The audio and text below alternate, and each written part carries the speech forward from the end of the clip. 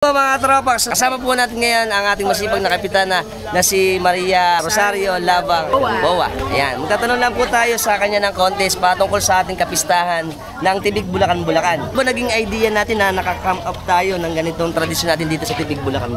Isip kami kastuwang ang mga kabataang nagkakaisa sa kalinisan at ayusan ng Barangay Tibig, yung KKK ng kabataan at ang inyong lingkod na gumawa ng isang festival o magiging trademark nakikilalanin ang Barangay Tibig. Ito yung tinawag naming Bangkarada Festival. Ang ibig sabihin po ng Bangkarada Festival is bangkang pumaparada at pumaarangkada. Kung saan po ito yung pagbibigay namin ng pasasalamat sa buong taon na biyaya sa aming barangay. Dahil dito po sa Barangay Tibig, ang pangunahing kabuhayan ay ang pangingisda. Rin po kapitana na ang ating mga ginagamit para sa mga disenyo ng ating bangka ay mga recyclable materials. Yes po. Paano po natin na-come up na ganun? Na-promote po namin kasi ang kalinisan pa rin. Since dito po kami kumukuha ng kabuhayan sa Kailugan, pinoprotect din po namin yung ating kalikasan. So nayayahan po namin kayo dito sa Bangkarada Festival, makisaya at tunghayan nyo po ang yaman ng kultura at sining dito sa aming barangay.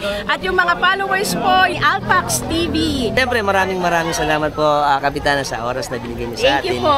Para po sa ating masaksihan uli ang ating taon ng Bangkarada Festival dito sa atin sa Tibig, Bulacan. Bulacan!